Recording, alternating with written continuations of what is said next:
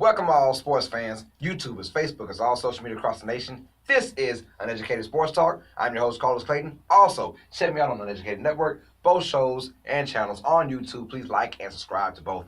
So, with that being said, we're going division by division. We have finally stopped by the greatest division of all time, the NFC South, home of the defending champions, New Orleans Saints. I just had to say that. You know I'm a Saints fan. With that being said, Saints, Falcons, Panthers, Buccaneers, they all reside in the NFC South. This is probably the toughest division in the NFC. Hell, the toughest division in the NFL, let's just be honest. Because every year you just never know what you're going to get. Let's start off with the defending champions of the NFC South, the New Orleans Saints.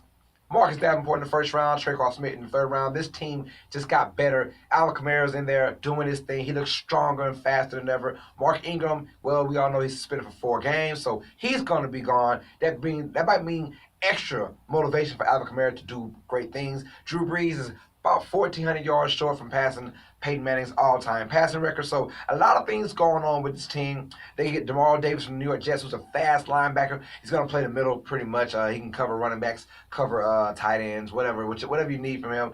A great pickup for the New Orleans Saints, in my opinion. This team looks like they're going to keep rolling. They have young players. They have the offense and defensive rookie of the years from last year. Marshawn Lattimore is probably a top three cornerback in today's game. I got the Saints going 12-4 to win the division again. They only like they're going to get better. Drew Brees is still a top 5 quarterback, hell, a top 3 quarterback, honestly. So they're going to do good things for themselves.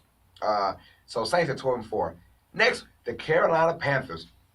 These guys they're running the football and they're playing defense, and they made it to the playoffs last year after kind of struggling, but they made it to the playoffs because they're a very damn good team, and they know who they are. Cam Newton's not the best passer, 58% in his career, so we all know that Cam Newton needs help with the defense and a good running game. They added C.J. Anderson after losing James Stewart, who's a great pickup because C.J. Anderson is a bowling ball of a running back. He's going to do just fine for the Carolina Panthers. They get Dontari Poe from Atlanta, so they're going to use him in the middle to help those linebackers out. Their first-round pick was DJ Moore, wide receiver from Maryland. He's a speedster. If they can get those guys in sync, if Cam can get those guys in sync, they have something going on. Also, second-round, Dante Jackson, cornerback from LSU. He goes there to the Panthers. So, you know, they're going to have a great year, I believe. Same old tactics, just do enough to get into the playoffs, and you never know. I got the Carolina Panthers going 10-6 because of a healthy Greg Olsen. He's going to play big dividends for this team. I promise you guys that. 10-6 for the Carolina Panthers. They make the wild card. The Falcons, let's go with them.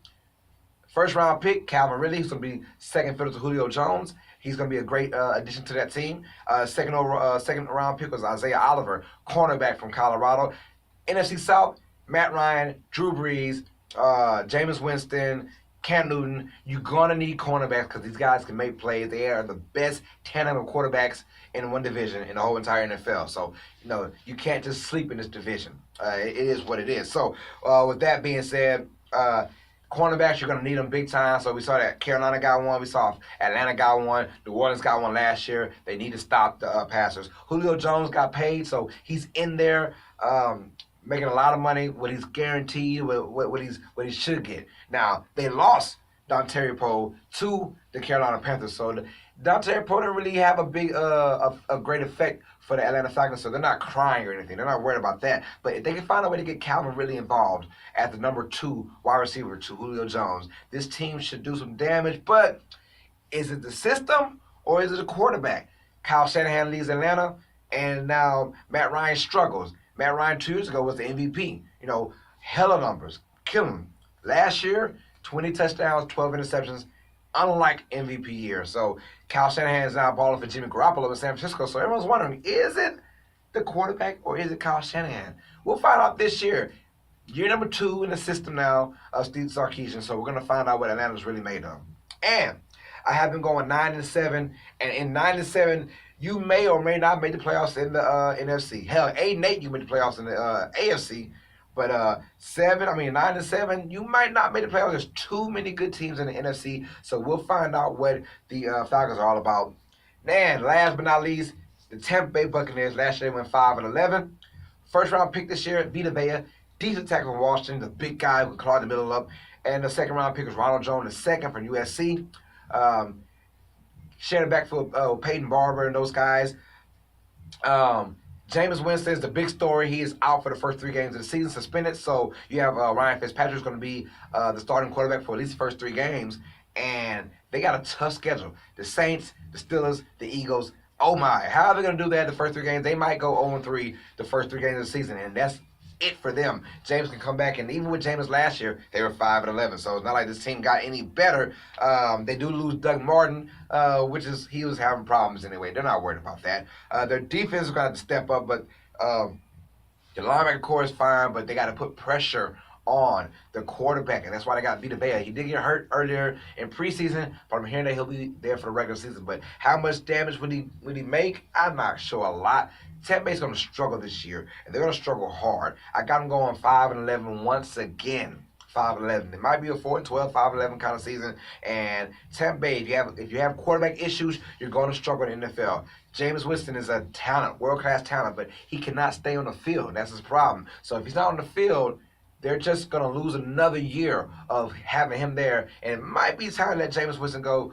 I think it's about that time. This is probably his last year as the main guy. I think next year they'll probably go for a quarterback, whether it be free agency or whether it be through the draft. So we'll find out about that. But recap, Saints go 12-4. The Panthers go 10-6. The Falcons go 9-7. And the Tampa Bay Buccaneers go 5-11.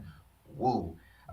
So comment down below, is the NFC South the best division in the NFL? I want to know how you guys feel, and who's going to win in the NFC South? Saints, Falcons, Panthers. Don't even say the Buccaneers. Please don't say them. But we have a 3-headed monster in the NFC South. It's going to be a great year once again. And you know, who that nation is in the house. So that being said, like, subscribe, comment down below. How do you think about the NFC South? Is it the best division in the NFL? I want to hear from you guys. So subscribe to Uneducated Network and Uneducated Sports Talk. My name is Carlos Clayton. I'm your host. With that being said, all sports fans, you guys know what time it is. Stay smart, stay uneducated. Peace.